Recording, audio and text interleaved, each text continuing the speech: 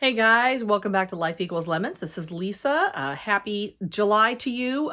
This is like July 16th. We're like right in smack dab, kind of in the middle of the summer. I can't believe how fast the months have gone by. And I'm going to talk to you today about 6 things or so that I don't worry about anymore. These are things I don't care about. No, I do care about some of the things, but I can say that most of this is about how I have reframed some things, how I have rethought about some things, and made a lot of changes over the duration of my life up to this point. So the very first one we're going to start out with is seeking approval. Now, I have to tell you, this is something that I was taught to do from infancy, I think, just about my whole life. My life at home was not normal from a lot of other people. I mean, everybody's got like dysfunction. It's in some part of their family. Hardly anybody has like, a fairy tale family. But I think seeking approval was one of those things that I was taught really from very, very, very young.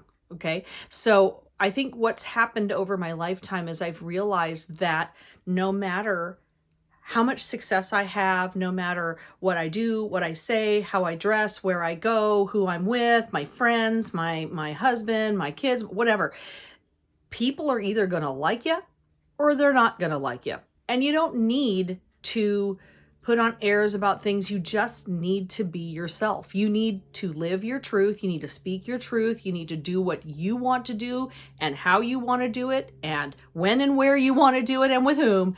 And it's nobody else's business. And if people like you, that's great. And if they don't, move on, find new friends, get a new spouse. Okay, well, maybe think about that one. But you know what I'm saying? You need to think about you first and not about worrying about everybody else who's out there in the world, because you know what? There's over 7 billion people. I think we're actually 7.5 billion people now on the planet. And some of those people aren't going to be okay. And that's fine. Who cares? Go on, do your thing. So I don't worry about seeking approval. I do what I do. And like this channel, I mean, are there a lot of other people that have a YouTube channel? Oh my God, millions and millions and millions, but I don't care. I'm still going to do it anyway. It's what I want to do, and I want to speak my truth, and I want to try to help people. So there you go. Next thing, number 2, is eating and body image. Oh my God, this is a big one. So my whole life was all about eat this, don't eat this. Eat that, don't eat that. I'm going to cook for you, but then I'm going to also put you down because of your weight. So my whole life from my family was everything is revolving around food, but if you don't eat the food, you don't love me. If you do eat the food, then you're going to get fat. And you're not going to have boyfriends and you're not going to have friends. I was actually told that. You're not going to ever find somebody to marry and you're not going to have any friends if you're fat. I can remember my mom taking me to the doctor when I was in 6th grade. And I mean, I was never like the fat kid, the giant overweight, the kid who is like, huge. I was a little bit bigger than most of the other girls at the time. And by the way, being a teacher, looking at how big our kids are now, oh my God, I look back at my pictures and go, holy crap, I was thin. And the thing is I don't ever put down other people because of their weight. I've never been that kind of person to call someone else fatso. I was called fatso. I had a bad body image for a long time. I also had a mother who was not healthy when it came to her weight. She was always like a size 3, but just because you're small doesn't mean you're healthy. So just want to put that out there too. I think now, in terms of eating and body image, I have changed a lot in that I no longer think about, if I eat something, am I going to please someone if I go to their house? But am I eating to please myself? Am I eating for nutrition? Am I eating things that are good for me and that are going to build me up? And oh my God, we have a pandemic going on, right? People are so worried about their immune system and not being healthy and everything. Well, let me tell you guys, this is the first thing. Before you start taking 1,000 supplements, think about the kind of food that you're putting in your body and the quality of food, and is it nutritious? We all know that eating fast food is convenient, but it's not the restaurant's job to make it nutritious. and healthy for you. They want to make it taste good so that you keep going back and going back and going back. Same thing with putting additives and sugar and high fructose corn syrup and everything in all of our food, even our quote healthy food, right? So I think that changing that in my life has made me a lot healthier in the last couple of months. Just yay me that I've lost about 17, 18 pounds. And I did that, doing a ketogenic lifestyle. And I can't say diet anymore. I don't want to say diet anymore because that to me was such a negative thing, that, oh, I can't eat that. I've got to eat less. We just went out last night for our anniversary. And dude, did I have bread? You bet I had bread. Did I have dessert? You bet I had dessert. But I'm not going to do that all the time. And that's because I thought, you know what? I am giving myself that little leeway, that little grace to say, this is a special occasion. And we went to a very, very nice restaurant.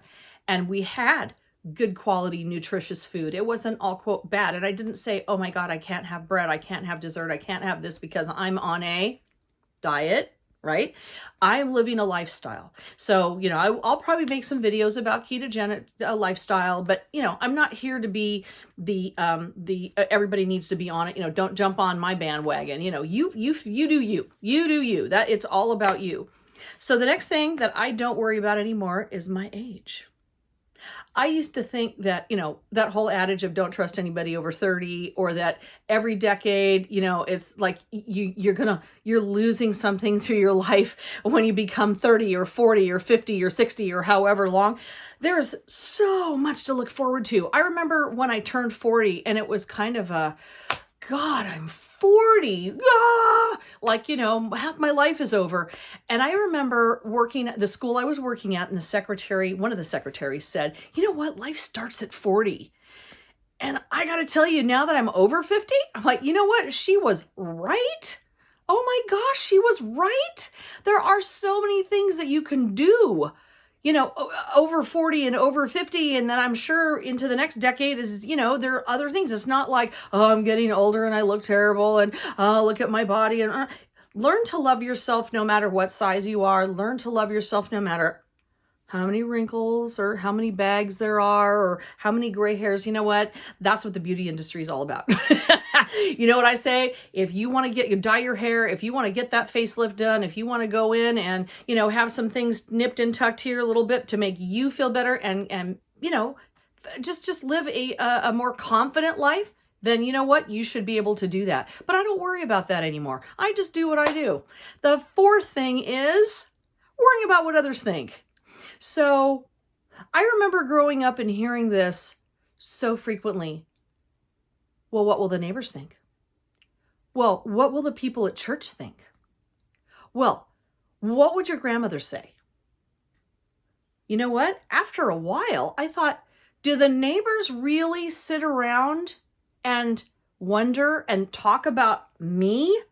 Do the people at church talk about me? Does my grandmother, if she really loved me, is she going to sit around and just talk about me? No. I would hope to God that everybody has better things to do. Sometimes you can wonder and scratch your head and go, God, why is that person doing that? But whatever, that kind of a thing. You might have a passing thought, but you don't sit around and think, gosh, well, why do they live in that house? Why does she dress that way? Why do their kids act like that? Blah, blah, blah, blah. Oh, well, that's their business. What I think about me is what's more important than what other people think about me. Again, we're going to go back to that whole seeking approval thing. This kind of ties in with that, in that you need to live your life the way you're going to live it. And again, if they say things about it, fine. If they don't, there are times when, look, I have had friends who were like dating somebody or going to marry somebody, and I'll say, can we talk, because I really got to tell you, I do have an opinion about this, and I really, as a good friend, I want to say something before you get way deep into maybe a relationship that is not going to be good for you. That's different. That's being a good friend. But having somebody say to you, and especially a parent saying, well, what are the neighbors going to think? And what is it? Blah, blah, blah. That means that you're constantly on the defensive about every decision that you make about you. And then all you're doing is you're in the state of confusion and you're going, well, should I or shouldn't I? Well, what should I? And not good. Not good for the mental health. Really not good. And again, like I said, how many people sit around? Do you sit around and talk about everybody you know all day? No, you got a life to live. God, I hope not. Number 5 is perfection. I have to tell you that as a teacher, I have taught quite a number of children who were perfectionists. And I can tell you the one thing about perfectionists is they are procrastinators. That is the weirdest thing. They are procrastinators. Why? Because they're afraid of making a mistake, especially when it comes to music. But I have to tell you that I have learned in my life that not doing everything to perfection is okay. Why? Because nobody's perfect. Can we strive for perfection in some ways? Yes. When it comes to music, I definitely want to strive for perfection. I want to try to get as much right as possible. But my God, if I go out and have a performance and I make a mistake, I make an error, you know what? That was that day. That was at that time. If I do it again, it might be better. But you know what? If I made beautiful music and it was lovely, then that in itself is the perfection. When it comes to my job, when it comes to my relationship with my husband or my children or whatever, I'm not a perfect person. I'm not going to ever be it. You're not going to ever be it. We can try. That's the best that we can do, I think, is just try to be as good as we can, but always thinking about the perfection of this, that, or the other, like your house. You know what? It's going to be good enough. Look at this bedroom. It's not perfect, but you know what? It's livable. If somebody came in here, this is a guest room, they could live in here. It's all right. Yeah, I know we got sewing machines over here, but you know what? I'm not going to stress about it. It's not going to alter my self-esteem or my self-worth. It's not going to alter how I think about how my house is a beautiful home and I love it. It's great. But just because I have 1 or 2 rooms maybe that aren't so great, I'm not going to worry about that. The last thing is worrying itself. Have you ever heard the expression worrywart? All right. I have to tell you that I've known several of these in my life. I actually have one in my family. And this is all wrapped up in fear. You worrying about anything and everything is only taking away your joy, your peace. You can worry so much you become so anxious you're out of control. You can worry so much that you become so depressed that you need to go see a psych, or you need to get meds because you're so extremely worried about this, that, or the other. Is there a pandemic going on? Yes. Is it going to last forever? No. Does money come and go? Does our income go up and down? Yes. If you worry, it doesn't help the situation. You can be on guard about things and think, okay, look, just got laid off from my job. And now what? Okay. So how are we going to fix this? I'm going to get another job. I'm going to get some education. I'm going to go apply for unemployment. I'm going to, whatever. You've got the best thing to do to combat worry is to figure out if you can do something about it. If you can, then find, either take those steps or do some research. I mean, thank goodness for the internet and all this great technology that we have, and friends and family and people that try to network and see if you can find answers. And it doesn't just have to be about work. Okay, it can be about other things as well. What if somebody's sick? Well, okay, if they're sick, then you need to take care of that. You need to prioritize a little bit. You need to reach out a little bit, do your research, and find out if you can fix it. Now, if it is something that you cannot fix, then that's one of those things where you need to sit down and have a little talk with yourself and say, hey, I can't fix this. Nobody else in the world can fix this. It's one of those, it is what it is things, and so therefore it's going to be. And I can stop worrying about it, because all I'm doing is making myself sick by worrying about stuff that I can't control. If you can control it, then find a solution. If you can't, let it go. Take a breath, do a little meditation, go take a walk, have a talk with yourself, have a good cry, whatever you need to do. But those are the things, yeah, those are the 6 things that I don't worry about anymore. And I hope that this has helped someone in some way. Think about their lives a little bit, or maybe I touched on a nerve and you're like, ooh, I never thought of that way. Or, wow, maybe I am wasting a lot of time worrying about my age or my eating habits or my body image or seeking approval or perfection or worrying in general, right? All of those things.